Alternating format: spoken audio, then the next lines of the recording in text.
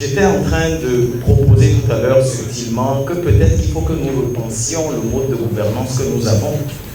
C'est-à-dire que je n'étais pas du tout d'accord avec la reconcentration et qu'il fallait même qu'on pousse la décentralisation à un second niveau de décentralisation qui va peut-être rassembler au-delà des communes des agglomérations de communes par affinité économique et par souci de développement endogène. Je vais vous raconter une anecdote qui va un peu ouvrir les yeux sur le fait que nous usons beaucoup d'infrastructures gigantesques pour mettre de la poudre aux yeux ou pour donner ce sentiment-là que nous sommes en train de nous développer. J'étais, comme vous l'avez dit, conseiller technique en charge du secteur privé auprès du ministre d'État du Plan. Vous vous rappelez bien qu'il y avait une histoire d'aéroport de Glodjibé qui avait eu à circuler à un moment donné. Heureusement et peut-être pour le bonheur des Béninois, parce que j'étais celui qui avait été mandaté pour recevoir tous les investisseurs qui étaient intéressés par ce projet.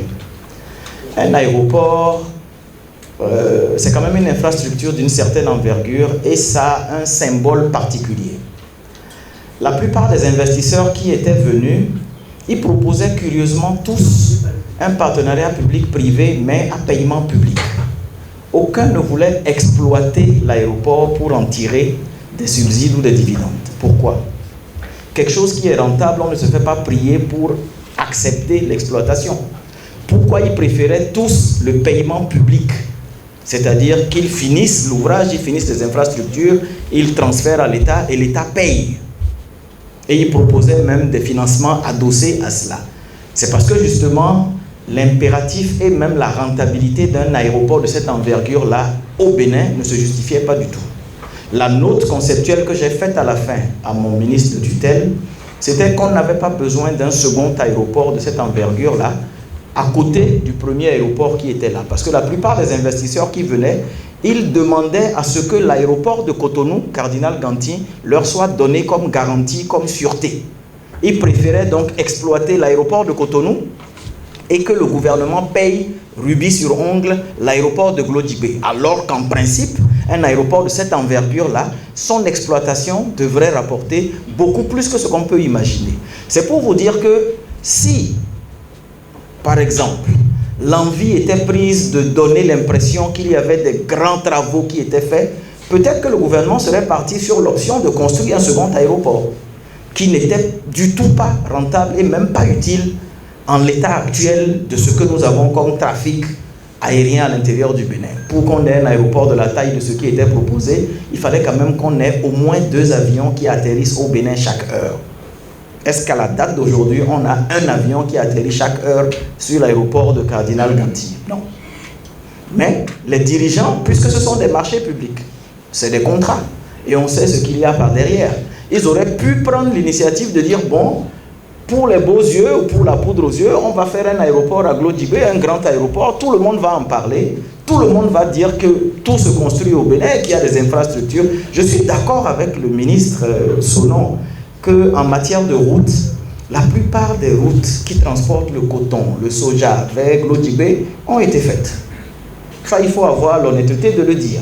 La plupart des routes qui doivent faire transiter, circuler le coton et autres, le cajou et tout ça, vers Glodjibé, tout a été fait. Bon, actuellement, il y a un petit souci à cause de la frontière fermée et qui pousse en fait certains transporteurs à prendre par la route qui n'était pas prévue pour ça et qui va un peu vers Djougou, qui est un peu abîmé à cause du trafic des gros porteurs, mais c'est conjoncturel. Mais pour moi, ce qui devrait contribuer, on n'a pas besoin d'aller loin pour voir tout ce qui est disparité. Allez à Papa seulement, vous allez voir les problèmes d'eau potable, les problèmes d'accès à l'eau dans Apapa. Et là, on ne parle pas de Perere ou de Sinandé. Non, on n'a même pas besoin d'aller loin chez moi là-bas pour constater qu'il y a des disparités. Allons à Apapa juste à côté. Allons dans certaines petites communes du Mono, du Koufo. Oui, bon, après 8 ans, après 9 ans, donc Je suis bien content qu'on nous présente en fait des avenues derrière la présidence comme des infrastructures. Moi, par exemple, à la limite, une cité ministérielle, est-ce que c'est plus important qu'une université? Est-ce que socialement, c'est plus impactant qu'une université? Une cité ministérielle. Une cité ministérielle dans laquelle peut-être 95% de nous tous qui sommes ici n'auront jamais accès. Est-ce que c'est plus important qu'une université? Je vais vous dire, je suis Bariba et Peul, mais c'est à Parakou que j'ai appris à parler fond.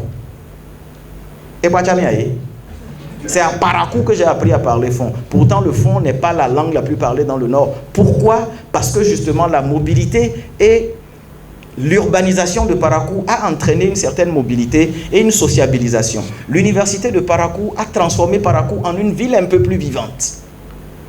Plutôt qu'une cité administrative, plutôt qu'une cité interministérielle.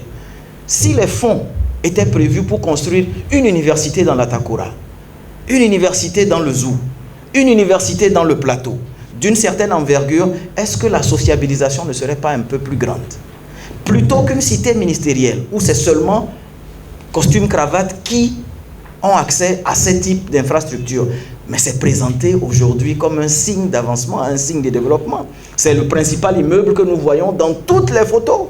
C'est peut-être la seule avenue qu'on nous présente dans toutes les photos qu'on voit sur, comme il a dit, Bénin révélé, sur Bénin bouge, partout. On nous matraque avec la même avenue, avec la même cité interministérielle, avec la même statue de l'Amazone. Je vais vous dire, l'Afrique du Sud aujourd'hui est le premier pays en termes de destination touristique au monde. Pourtant, ils n'ont pas construit de statue particulière là-bas. C'est l'histoire impulsée notamment par une personne et son comportement politique, Nelson Mandela, qui amène le tourisme à être aussi développé malgré le niveau d'insécurité dont on parle en Afrique du Sud. Nos infrastructures ne vont pas attirer les touristes. Ce n'est pas les infrastructures qui attirent les touristes. Ce n'est pas investir je ne sais pas combien de centaines de milliards pour un événement de 3-4 jours à Ouida qui vont attirer de manière continue des touristes au Bénin. Il y a beaucoup de sites touristiques. Mais si les sites touristiques que nous avons par exemple à Tangueta, Natitengu et tout ça, demeurent encore un peu des zones où la vie est difficile au quotidien, mais les touristes ne vont pas y aller. Si le tourisme doit aller dans certaines zones au Bénin que nous connaissons, où on parle de difficultés d'accès, comme elle a dit, hors saison de pluie, il est difficile d'aller dans certaines zones qui sont pourtant des bassins touristiques. Je fais régulièrement la route en direction du Togo. Je vois ce que nous avons comme bord de mer de Ouida jusqu'à Grand Popo, jusqu'à Agoué et tout ça. Je suis triste de voir qu'il n'y a quasiment rien dans cette zone, alors que c'est des zones qu'on aurait pu viabiliser.